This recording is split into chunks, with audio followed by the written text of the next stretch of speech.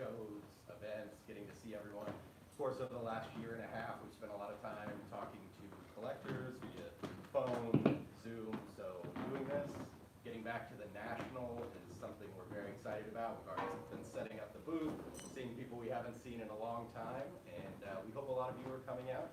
Of course, tough year for everyone last year, but the bright spot was that if you are a collector or involved in the collectibles market, it's been a good year.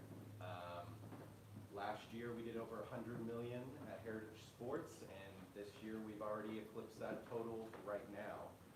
So we know there's a lot of collectors out there who are doing good, and we're always here to help those who are just jumping in. That's been the biggest thing for us over the last year, is the hobby has gotten a lot deeper, a lot bigger. A lot of people coming in who were never involved, and a lot of people who had left, were no longer collecting, and are jumping back into it. And I've been talking to a lot of people like that, and it's been a great situation. And, you know, when I was a kid in collecting, you had to know somebody to glean the information out of them. Now, the information's right in all of your pockets, right here. Whatever you want to find out, it's easy to do, and that's definitely helped increase everybody that's been involved worldwide. And, you know, Heritage will always be there to help them, because there is a lot of information out there, but as we know, there can be a lot of misinformation out there. Sometimes it's overwhelming. So that's why we have a team of experts at Heritage Sports. We have 15 people, so there's an expert for whatever you collect, whatever you want to collect. If you're thinking about making a purchase, glad to help. And of course, our online archive, which contains the full descriptions, and prices, and dates for every item we've ever sold. The main thing for us is to give every collector as much information as possible, be as transparent as possible, so they can make educated decisions. Especially now, a lot of things that were selling for a few $1,000s a year and a half ago could be up 5 figures now, so purchases are more important. And it's important to have as much information as possible in your hand.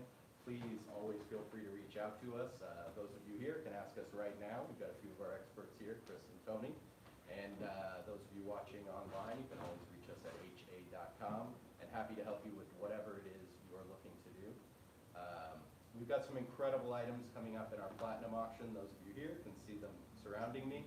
If you're coming to the National Sports Collectors Convention in Roseville, which begins tomorrow, we'll have over 600 of the items in our Platinum auction on display. Cards, wax, collectibles, whatever you want to see, we've got it. Please come by, take a look, ask us questions. It's been a interesting year and a half, but we're very excited to see everyone in person again. And I know there's going to be a lot of you at the National. We're expecting it to be a big year. And you can come by booth 824. We're happy to offer our opinions, do free appraisals on any items you have, any items you might see on the floor that you're thinking about purchasing. But thank you once again for everyone for coming by. Great to see everyone, new and old friends. Does anyone have any questions? Good opportunity for Q&A. You want to throw anything out here? What's the best piece in the auction? The best piece in the auction. My favorite is this Magic Johnson jersey right here. Easily the best Magic Johnson jersey known. He wore this in Game 6 of the 1980 Finals, which he considers his greatest game. Kareem was out. He played all 5 positions. They won the game, won the title. He's the only rookie to ever win Finals MVP, his rookie year. And it's photo match to that game. Then also a photo match to the 1984 NBA Finals against the Celtics. So he must have held on to this, decided he needed to pull out his lucky jersey. So worn in 2 finals, 2 iconic finals, and photo match to both. I've never heard anything like that. Yeah, it's unheard of. No. Everybody, don't they change their jersey every game or something, basically? Now they do for sure. Even then, the next year it was gone, so he had to hold on to it. It was special to him. That's and then he amazing. used it again in the '84 finals against Bird and the Celtics. Wow. So that's a very unique piece, a one of a kind. Does anybody know where it originally came from? Like how the person got it? That's a mystery. I know. I wonder. That's unbelievable. You guys are expecting to go over $1 million? The estimate's 600,000, okay. but certainly any item that's one of a kind like that, sky's the limit. I think it's at 300 right now. Oh, is it? Yeah, Wow. so 300 right One day now. of bidding. It's been open for 24 hours. And it still goes for a couple weeks? Yeah, the auction closes August 25 days. days. 22nd. Wow. That's amazing. Mike, what do you think accounts for the last year and a half of? What accounts for the increase, you know, in my opinion, it's just more people. from all over the globe, seeing how steady the collectibles market is. A lot of people who have gotten burned in traditional investments, Wall Street, real estate, things like that. And the thing about collecting is that it's something you can be passionate about. It's great to have Apple stock. Nobody wants to hear about it at a cocktail party or but you got a Mickey Mantle game worn jersey that people definitely want to take a look at that. You don't want to know your home address. Yeah. So I think it's a natural match for people who are, whether you're looking for a safe investment or if you're someone who likes to speculate and take risks. It's something you can do, but with something that you're passionate about, you're interested in.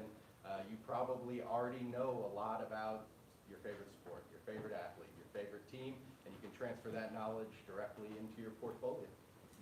I was curious when you mentioned about international, with all the American sports, do you guys have a lot of like big high-end buyers all overseas? We do. I mean, is We that- are a global company. We have offices in Europe and Asia as well, Wow. to America, and that's a market that's been growing as far as sports collectibles for a long time. Wow. And soccer is one area that's definitely been rising. Soccer cards and memorabilia, it's the most popular sport in the world, so that's pulling from every corner of the globe.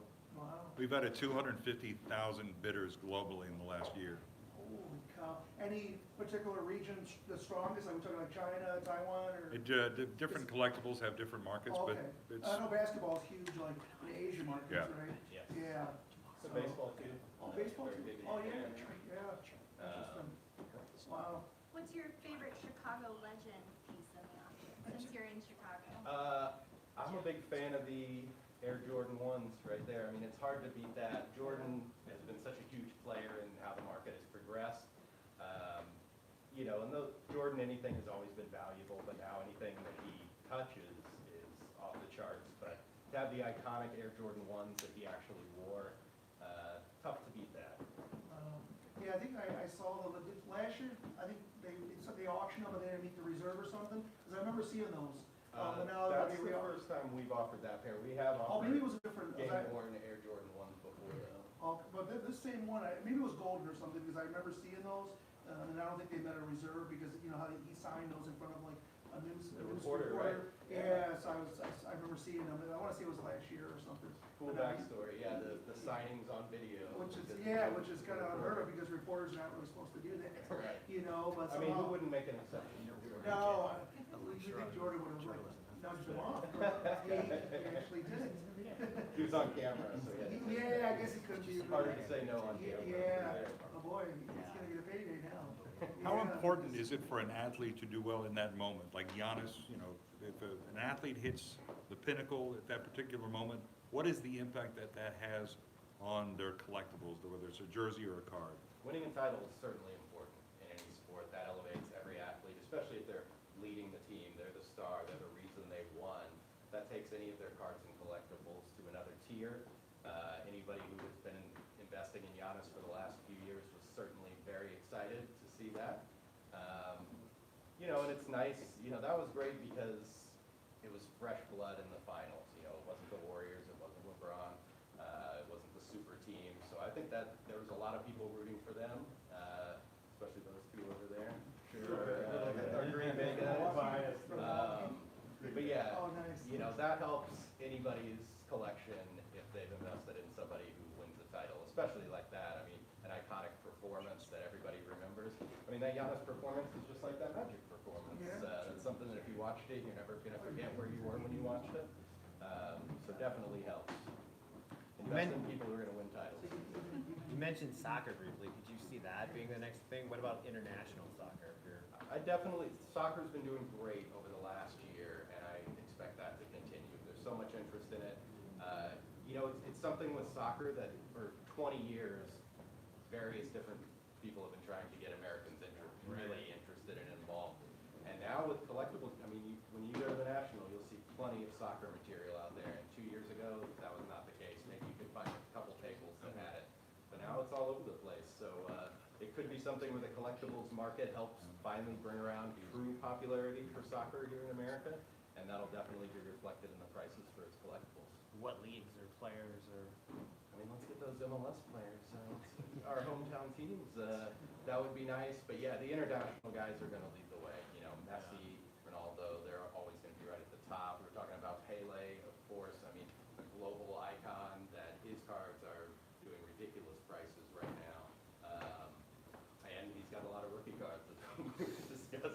great research project to figure out which one is the true rookie card. But yeah, those iconic worldwide names, I would start there for sure. But to that end, has anything surprised you over the last year and a half? I mean, Top Shots aside, Sure. did anything over the last year go, I can't believe this did that well? Pele was certainly among them. I mean, Jordan, for one, you Yeah. know, his stuff's always been great, but it's just been so bananas. Everything, that his cards, his collectibles, photographs. I mean, there's a great photo right there of him embarrassing one of my childhood heroes, Patrick Ewing.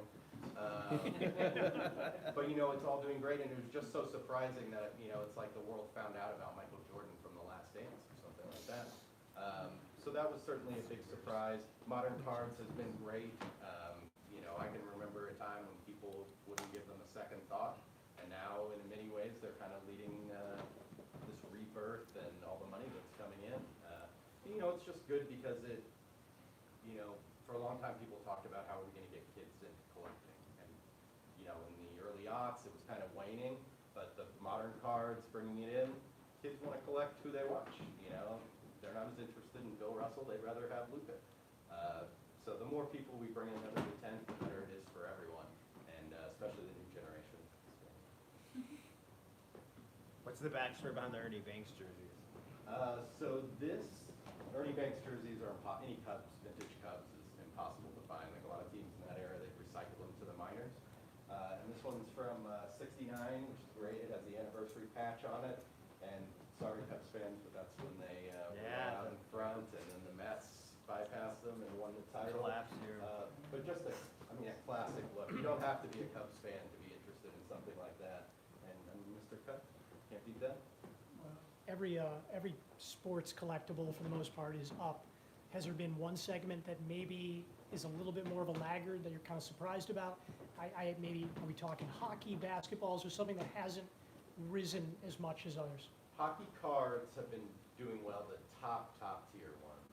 We had some crazy prices for Gretzky rookies, 1.2 million. We sold the PSA 10 for over 3 million recently. So, but you know, that's a no-brainer, of course, with Gretzky. The hockey material game, the memorabilia side of it hasn't done as great, isn't it? You know, it's still steady, but it hasn't seen the explosion yet. Remains to be seen, I guess. I saw a lot of hockey memorabilia on the floor today when people were setting up, so that definitely helps when people can see it in person again. At the National, I think a lot of people are just going to be excited to buy stuff face-to-face again, so that could help everything. If an athlete gets a lot of negative publicity, does that drive stuff down, or is it just any interest creates more? Like, You know, it's sure. bad press usually doesn't help. Scandals don't help. Tiger Woods stuff after his wife put the driver to the head. His stuff it didn't fall off a cliff, but it definitely went down. But then it came back up when he won the Masters. Yeah. So if they have a redeeming moment, then Right. that could be good. Did they have big injuries earlier this year affect his stuff? You know, that's pretty. You know, it definitely put him right back in the news. Yeah. And I think a lot of people were, you know, Tiger always defies the odds. You know, the Masters, year before last, that was crazy. So I think a lot of people are speculating that, you know, even if he just plays in an event, that his stuff's gonna skyrocket. So I think people are still putting money into Tiger Woods material. We have some great Tiger stuff in this auction, so it'll be interesting to see what it does right now. Because we're all in a wait and see period for him. Yeah. But you know, like McGuire's stuff hasn't really rebounded. O.J. Simpson's stuff still not doing well. Don't buy it directly from him. But then you look at Joe Jackson, his he has more of a mythic status. with his scandal. So it could be something where it's time, but it might be 100 years. So more of a long-term investment, perhaps, if somebody has a scandal. It's true. He was also innocent. Right, true. We should say that. You're in Chicago. He was innocent. Anybody else? Mike, before you wrap up, people don't believe that Tony and Chris are actually here and awake, so I told them they need to come put in an appearance before we turn it off. Yeah, good for you. Hello, everybody. They're still on a high. They were at Game 6 of the NBA Finals. So they haven't slept in about a week. Just going on adrenaline. I have the confetti to prove it. I woke up the next day with confetti in my pocket. I'm like, it was real. Man.